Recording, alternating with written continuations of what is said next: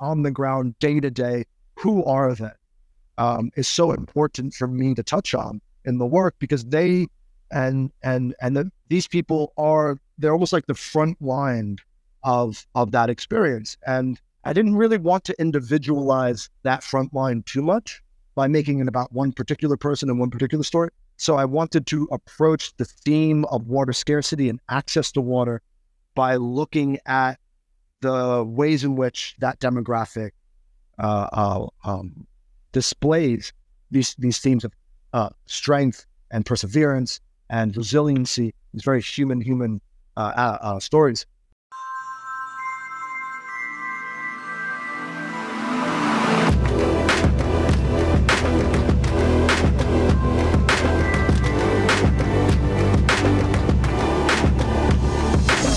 All right, so now we're kind of looking at the theme of access to water amongst the demographic that is primarily responsible for it across the world. In the coming decades, more than half the world's population is going to live in water-scarce environments. This is going to put a stress on all matters of social services and all matters of pre-existing difficulties or challenges within any country that's facing water scarcity. And so the symbol of who is facing that on the ground, day to day, who are they, is so important for me to touch on in the work, because these people they're almost like the front line of that experience. And I didn't really want to individualize that front line too much by making it about one particular person and one particular story. So I wanted to approach the theme of water scarcity and access to water by looking at the ways in which that demographic displays these themes of strength and perseverance and resiliency, these very human stories. So that demographic that is on the front line, that's women across the world. It's, from my experience, from the data that we have seen, from research, from all matters of understanding, women and children have to gather water, put themselves at risk to gather it. Oftentimes unsafe water. Oftentimes, when they're pregnant, having to go up and down mountains, risk of spontaneous abortions, failed pregnancies, all matters of danger. And this also affects not only their bodies, but their social mobility. They cannot devote time for education or for other aspects of improving their lives because they have to trek maybe 2-3 hours through water scarce environments to reach that unsafe water source. And then their children will then suffer from that just the same. They might not be able to go to school, and therefore will lack an education. So you can see that access to water is not just the idea of consuming it, but it reflects a way in which a whole group, a large group, is prevented from having autonomy over their bodies and having the capacity to live a healthy and meaningful life. So, well, I actually want to correct that last part. It's not my place to speak to what is a meaningful life for them, but in some ways I wanted to say that what I actually mean is a meaningful life that allows them to have something more than what their circumstances restrict them to have. I believe human beings can gain meaning in ways far beyond the issues that face them. But in the way that I meant it, and the way that I mean it, is that the meaning in which they have the capacity to choose what to do with their life. Instead, they have to survive and make choices that are not that are based off of that survival, and therefore restrict them in some manner. And this kind of forms a little bit of the framework within the work, looking at the environments in which that exists and does that to the individuals. And you saw 3 women pulling water from a well. You see Uchia Nalo, a 29-year-old mother in southern Ethiopia, climbing down the side of a mountain to gather water for the beater that she's making for the men in her village to celebrate her coming birth. She's 8 months pregnant. So in some ways, there's this cyclic and absurdist abuse that is happening to this woman, because she's risking her child's life to gather water when the men should be the ones risking themselves to gather water and help protect her during this really critical moment. And I really wanted to hone in on that symbol by photographing her in repose, in the manner in which she's working. And then now you're seeing in Sierra Leone, in the fields where malaria is prevalent, the burning in the fields to find electrical pieces and therefore resell them. But this area, this trash dump, when it rains, it becomes a very dangerous point for the spread of malaria. And so I wanted to photograph these water scarce areas and the environments around them with individuals that are in some ways isolated. In the same way that you see these boys in this tree in southern Pakistan, in this drought-stricken tree, a bit of the wonder element is kind of at play here. You still see the singular character surrounded by nature, and I use that, connect these very different aspects of that same idea, the same demographic, those at the far end of the social ladder that are not being looked after, that are not being provided with help from their countries, and therefore have to bear the brunt of these very basic needs. Now we're kind of using the motifs that I build in one country and informing the aesthetic of another. So the photograph from Pakistan from 2013 from the water scarce region of Sindh, I sometimes like to, in my notebook, make notations about photographs that I'm going to use or that I've made, and certain types of aesthetics that I use, that I collect in my head, meaning that the modeled cemetery of Western Germany during their floods, I wanted to use that same aesthetic that links backwards through time to the photograph of the boys in the drought-stricken tree, the tree that lacks the very thing that's present in this photograph. It's now been connected in its texture.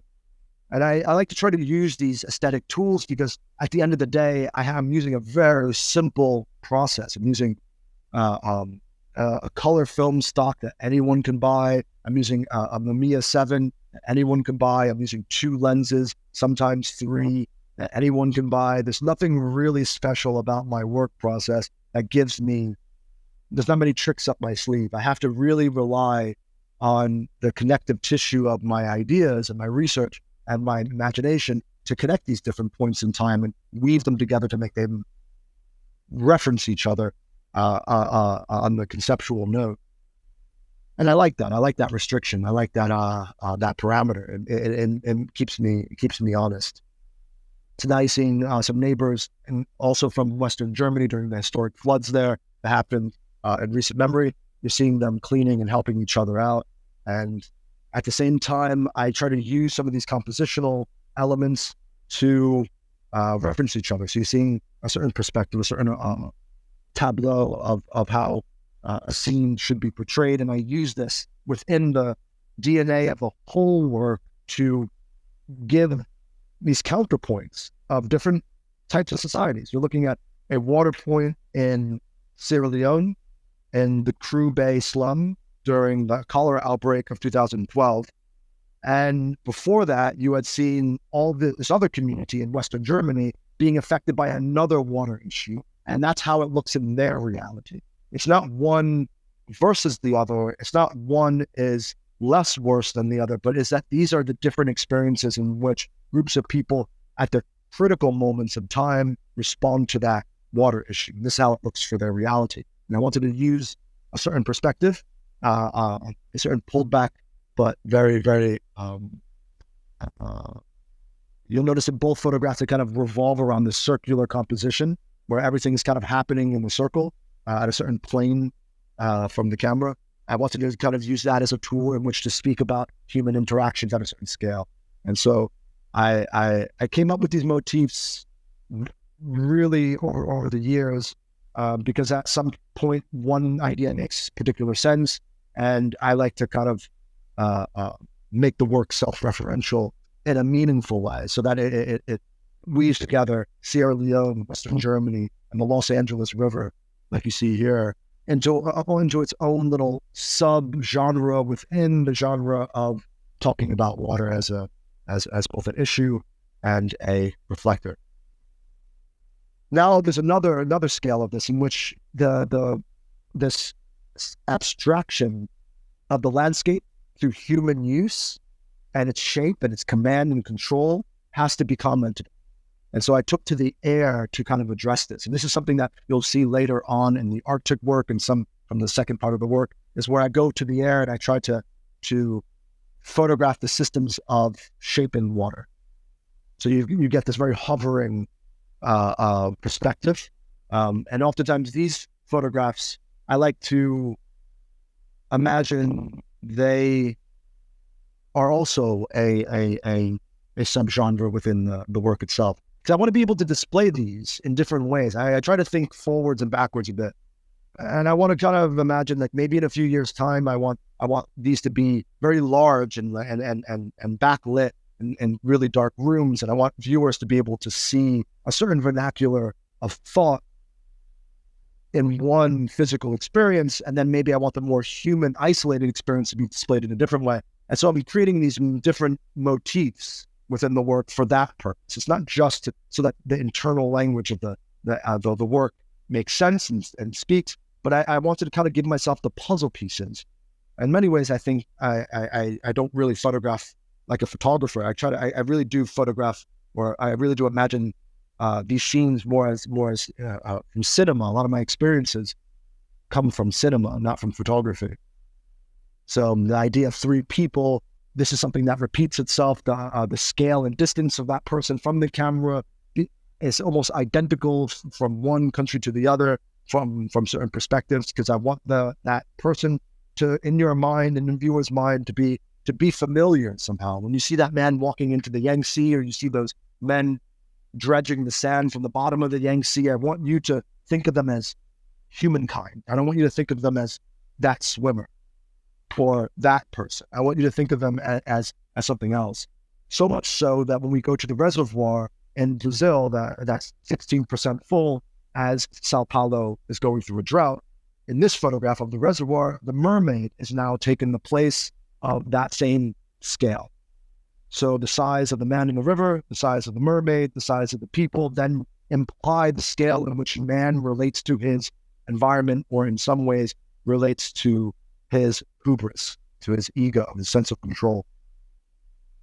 And this idea of inversion. So now we're looking at the aftermath of a hurricane. And I like to photograph things from different perspectives, meaning that I want to photograph the aftermath of this particular hurricane in Florida.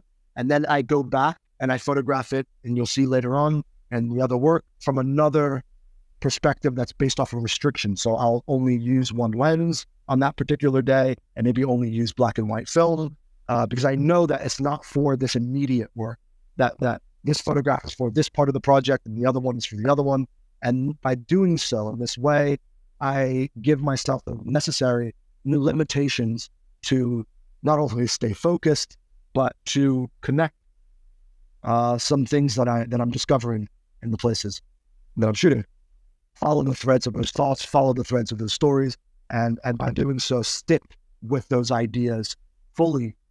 And what I like about film, regardless of whether I'm shooting film or I'm shooting digital now, the mindset of shooting film is important.